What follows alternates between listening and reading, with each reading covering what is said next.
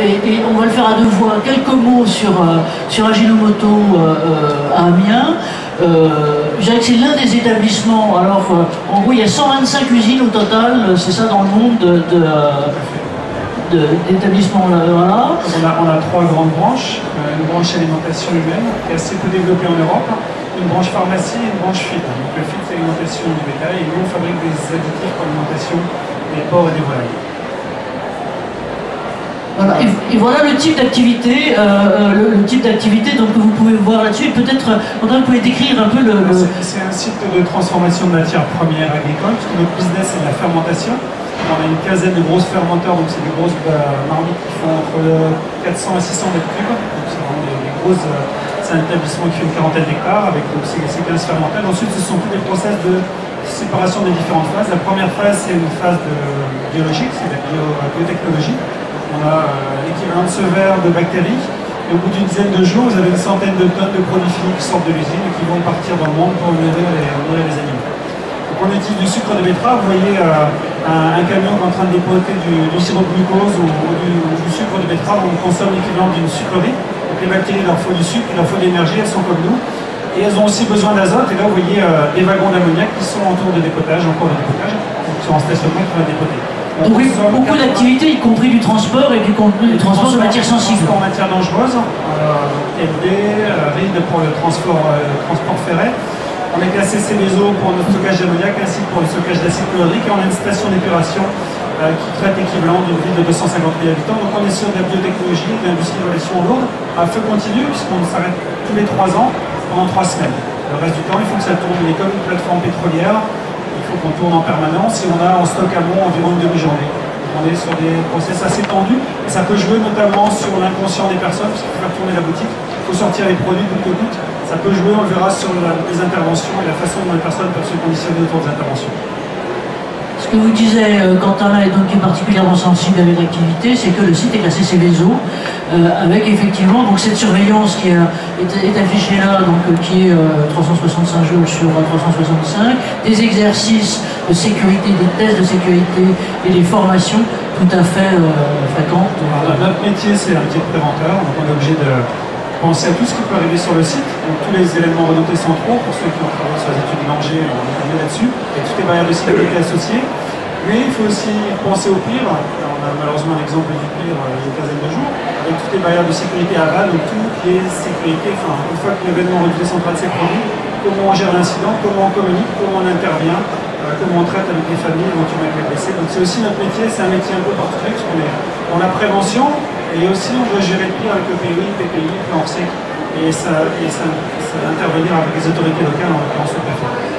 Donc c'est une activité qui est particulièrement sensible, et là, quand vous projetez le plan, donc quand vous regardez ça, vous voyez que c'est pas loin de 40 hectares, c'est toute la zone qui globalement est délimitée en rouge là, qui est installée, alors c'est quoi, c'est 40 km d'Amiens, c'est ça? Alors on est à 5 km. 5 km. Centre-ville d'Amiens, à Vol-d'Oiseau, avec des périmètres de danger qui font 10 km. Donc, il faut aussi expliquer aux riverains, aux gens du centre-ville, que notre site est là, et actuellement, dans le contexte actuel de l'Oiseau, effectivement, c'est une difficulté pour le site de faire comprendre que le risque zéro n'existait pas non plus dans l'industrie, et aussi de leur faire comprendre que si la situation est sous contrôle, mais qu'effectivement le risque est présent, et le risque est présent aussi quand on pense à voiture et quand on rentre chez soi.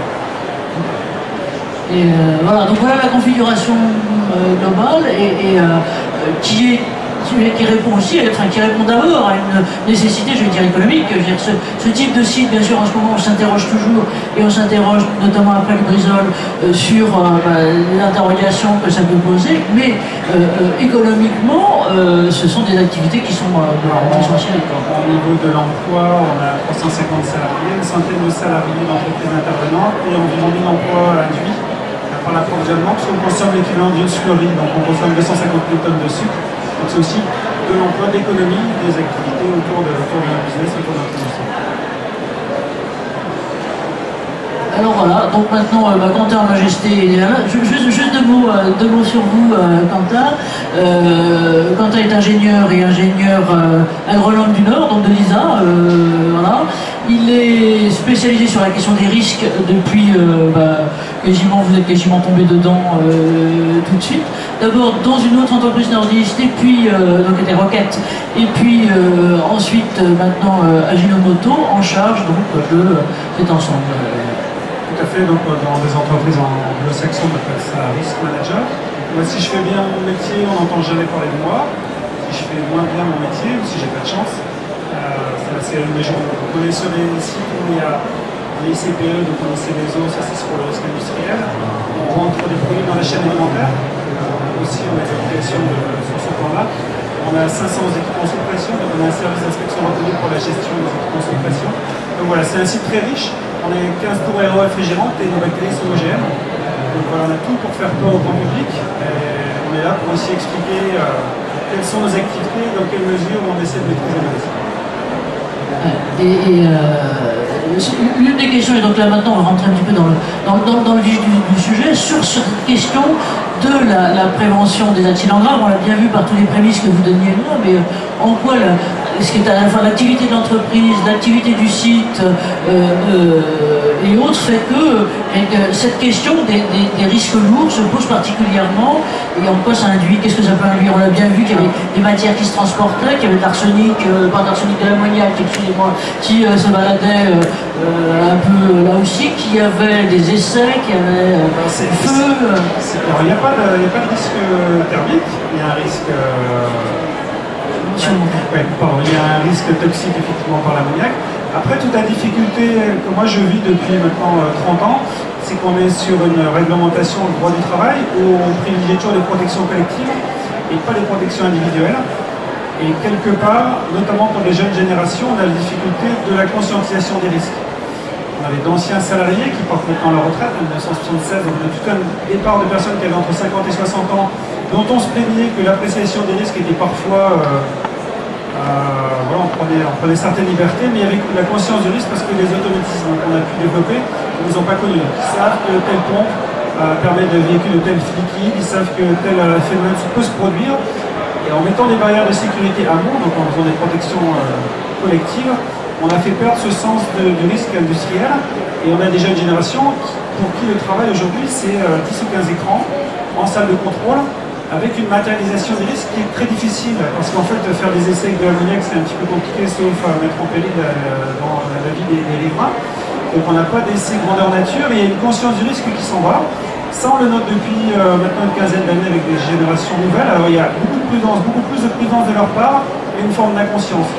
Et je ne sais plus qui citait l'inconscience du cochon qu'on envoie à l'abattoir. Parfois, on a des jeunes qui, de par cette absence de conscience du risque, vont prendre des risques inconsidérés parce qu'ils n'ont juste pas conscience du risque. Tout notre travail, depuis maintenant 5 ans, c'est d'essayer de ramener de la conscience, notamment chez les jeunes générations. Je ne dis pas que les vieux étaient mieux, parce que les vieux prenaient des risques aussi, parfois inconsidérés.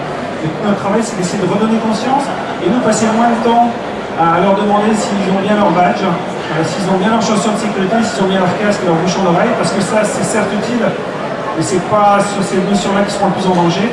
C'est vraiment sur des interventions, notamment des interventions de maintenance. Comme on l'a dit, on a flux continu, on est en poste de 3, on est en 3-8, donc vous avez une intervention qui commence à 9h le matin, qui va se terminer à 17h, donc c'est 2 équipes. Est-ce que les équipes ont bien travaillé entre elles? Est-ce que la maîtrise des risques amont elle a été bien travaillée? Est-ce que la remise en service a bien été réfléchie? Vendredi dernier, on a une intervention qui s'est terminée à 21h. À 21h, tous autant qu'on a juste envie de rentrer chez soi. Et pourtant, c'est en situation délicate, notamment de remise en route des équipements qu'on a le plus d'accidents. Donc ce travail consiste à faire travailler les gens entre eux, améliorer nos organisations, améliorer la connaissance et le partage des interventions, l'analyse des risques qu'on essaie de décliner depuis maintenant 5 ans. Parce qu'on avait un TF1 qui était entre 5 et 10, vous allez dire c'est pas catastrophique. On avait aussi conscience où on pressentait la possibilité d'avoir un accident plus grave de par ces organisations où les gens ne travaillaient pas assez entre eux. Il y avait un certain nombre d'irritants, il y avait un certain nombre de dérogations que les gens s'autorisaient. Soit on était dans le régler pur, ou on était dans le gérer. Et ce qu'on a voulu, c'est que ce régler et ce gérer, à un moment donné, se retrouvent et que les gens soient autour d'une table en amont des interventions pour mieux préparer les... Alors, ça paraît tout basique ce que je dis, On va peut-être y revenir après, on a encore on a le temps là aussi, mais justement sur ce prémisse, sur ce truc initial que vous dites avec, on a une difficulté finalement de conscience, j'allais dire quasiment de matérialisation, hein, en fait, de conscience quasiment sensorielle et matérielle du risque. Comment vous faites, je dirais d'une façon générale et avant d'en venir aux risques graves, pour sensibiliser, j'allais dire que ce soit lors des procédures d'accueil ou autres, comment vous faites pour créer ce côté tangible du... Il faut sortir de nos bureaux. Voilà, un site Céveso, c'est des études de danger. C'est un dialogue ou des mots qu'on parle d'événements redoutés centraux, de barrières de sécurité, de PPRT, de MMR instrumenté. Ça parle pas aux personnes. Il va falloir déjà... vous pouvez traduire pour les lieux? Ah oui, mesure de maîtrise des risques instrumentés.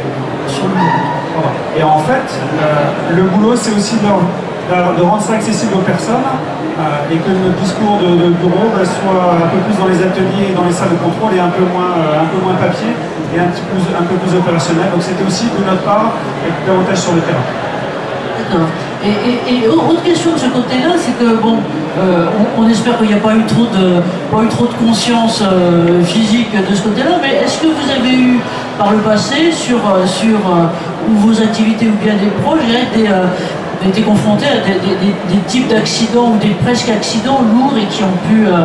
Oui, ça c'est quand on est en charge de la maîtrise des risques, c'est des choses qui marquent. On a eu dans ma carrière une chute et effectivement quand vous vous retrouvez au tribunal et que vous êtes convoqué par le procureur, c'est des choses qui vous marquent à vie. J'ai un patron qui a malheureusement perdu un de ses opérateurs, donc ça c'est le pire cauchemar pour un préventeur. C'est à la fois des choses qui marquent. Et dans des systèmes où sur le plan procédure et organisation, vous êtes assez proche de, si ce n'est la perfection, de ce qu'on peut faire de mieux, là vous vous remettez vraiment en cause parce que tout ce que vous avez mis en place, tout ce qui est dans l'OSAS, dans les organisations, dans les SGS, tous les systèmes que vous mettez en place, tout d'un coup ça s'effondre et là vous posez vraiment des questions sur la sécurité réglée. Vous dites qu'il y a aussi autre chose, il y a l'homme, il y a la nuit qui vient de vivre, il y a ses difficultés personnelles et il y a aussi l'organisation que vous mettez en place qui vous permet de garantir qu'avec des regards croisés, avec le travail en équipe, ce qui a pu arriver n'arriverait plus parce qu'effectivement il y a cette confrontation et cette intelligence collective qu'on arrive à dégager quand on réunit des personnes.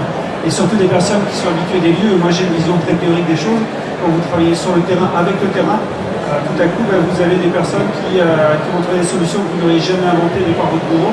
Et aussi des systèmes très descendants avec des systèmes de certification qui sont quelquefois très descendants et assez peu compris des personnes qui se voient comme des simples exécutants, alors que dans nos systèmes, oui, il y a de la sécurité réglée, c'est pour sportif système, mais il y a aussi de la sécurité gérée.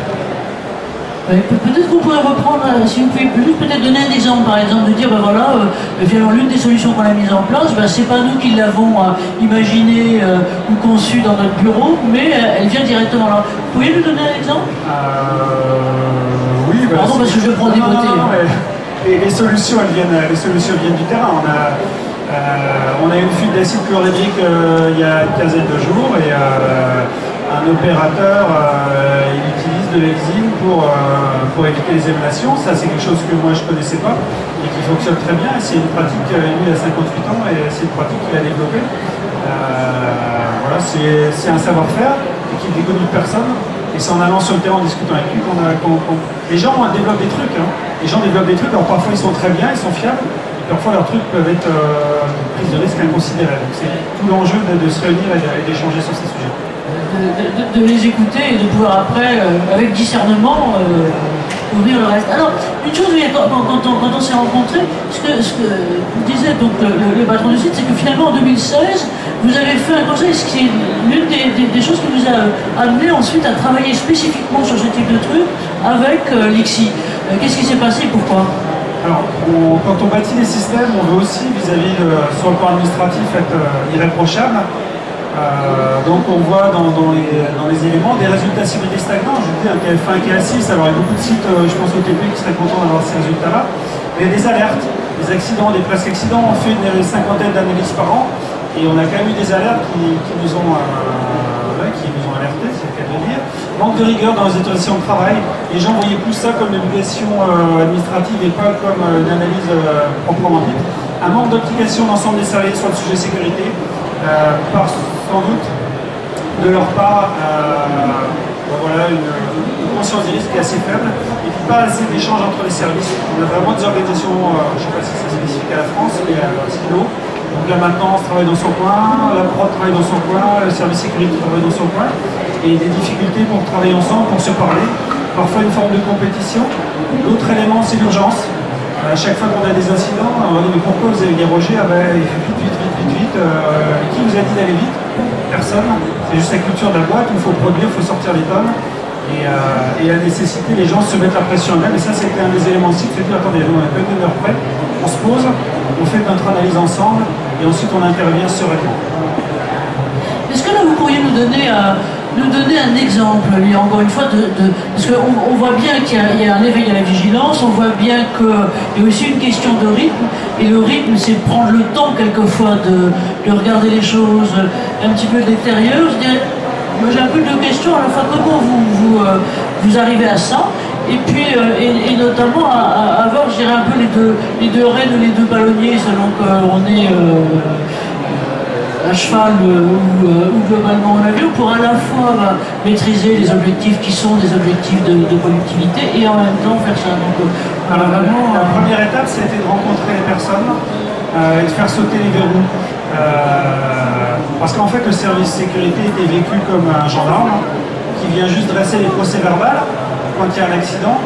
On a 25 000 interventions par an.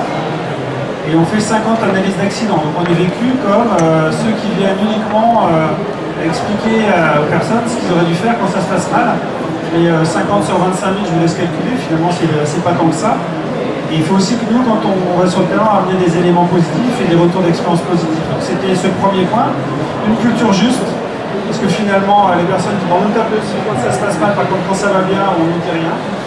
Il y avait aussi ce côté très latin, hein. On tape quand ça va pas, par contre quand ça va bien on ne dit rien. Donc ça c'était un premier point. Redonner confiance. Les patrons on les voit que quand ça se passe mal, mais quand ça se passe bien encore une fois il n'y a personne et on vient pour sanctionner. Donc redonner de la confiance et redonner aux personnes l'envie de travailler sur la sécurité. Là, vous venez de prononcer, de dire des choses, merci, qui sont bien importantes. Comment vous arrivez, je dirais vous qui êtes, j'allais dire les grands gourous, les grands experts des questions de sécurité, à mobiliser, donc à la fois, enfin, à co-travailler avec le management et avec les opérateurs sans être perçus justement comme les gendarmes. Alors, c'est l'éternel dilemme, mais comment vous faites? La confiance. Oui, mais d'accord, mais derrière les mots, c'est comment? Derrière les mots, c'est créer des équipes terrain où on est capable de se dire les choses telles qu'elles sont et pas telles qu'elles devraient être. Souvent, il y a le discours qu'on se dit entre opérateurs, vis-à-vis de l'agent de maîtrise ou de l'encadrant, on va avoir un discours qui va déjà commencer à être un petit peu plus enrobé. Et quand ça remonte en comité de direction, les informations finalement sont plus du tout les mêmes. Donc c'est arriver à se dire la réalité et à se dire ok, pourquoi je déroge? Parce que parfois les gens dérogent à des organisations. Donc ils ne s'en vantent pas, mais parfois il y a de très bonnes raisons pour déroger, donc expliquer ça, rétablir la confiance et leur permettre de s'exprimer sans risque de sanction. Parce que la difficulté en sécurité, c'est que dès qu'on dit qu'on dérange, on va se faire taper sur les doigts. Donc c'était rétablir la confiance et du dialogue. Et aussi d'être présent, parce que être tous les jours en salle de contrôle, ça fait partie des rituels qui aujourd'hui sont mis en place. Alors, je crois que vous avez mis de ce côté-là, donc en 2016-2017, vous avez monté ce fameux projet, à la fois sur les facteurs humains et organisationnels. Comment vous l'avez développé et pourquoi et comment vous y avez associé, encore une fois derrière les mots, comment vous avez fait pour associer qu'il fallait finalement? L'idée c'était de faire travailler les personnes ensemble, comme on l'a dit tout à l'heure, entre les différents acteurs. Ça paraît complètement fou, mais vis-à-vis des interventions de maintenance qui étaient préparées par la prod sans qu'il y ait aucune concertation. Alors, vous allez dire que chez vous c'est pas comme ça, dans la vraie vie c'est pas comme ça, mais il y avait vraiment des cloisonnements entre les différentes personnes. Donc l'organisation elle a été complètement revue sur les interventions au risque et on passe beaucoup moins de temps sur la bobologie et on se concentre sur les situations à risque. Et les situations risques, il a fallu les définir avec les personnes. Donc on a fait le top 3 des situations risques pour chacun des ateliers. Vraiment se concentrer là où il y a un retour fort sur investissement, là aussi ça se passe mal, ça peut vraiment faire très mal à la fois pour les personnes et pour le site. Et je vous interromps là, c'est par exemple ça, pour votre site à Amiens, ça a pris combien de temps le fait de... Il y a combien de départements et de services, ça a pris combien de temps, au-delà du survol, pour que ça, voilà, pour que ça prenne, pour que ça pousse et s'enracine? On a démarré en septembre, et finalement en janvier on n'avait pas beaucoup avancé, parce que de septembre à janvier 2018, on a passé notre temps à voir la situation telle que l'encadrement la voyait et la situation telle qu'elle était, et essayer de rétablir les choses. Parce que en sécurité, il y a beaucoup de choses à rétablir, et aussi intégrer dans la tête des gens que une sécurité réglée ne suffit pas, il faut aussi une sécurité gérée. Cette sécurité gérée, elle se fabrique ensemble. Donc il y a eu toute cette phase de remise à niveau avant de commencer et de ritualiser le travail des situations à haut risque. Les situations à haut risque sur un atelier, c'est moins de 10. C'est 5, 6, 7 situations où là il y a un gros potentiel de danger. Le reste, on s'y intéresse, mais de manière beaucoup moins active, et on se concentre vraiment là où il y a un gros potentiel de danger.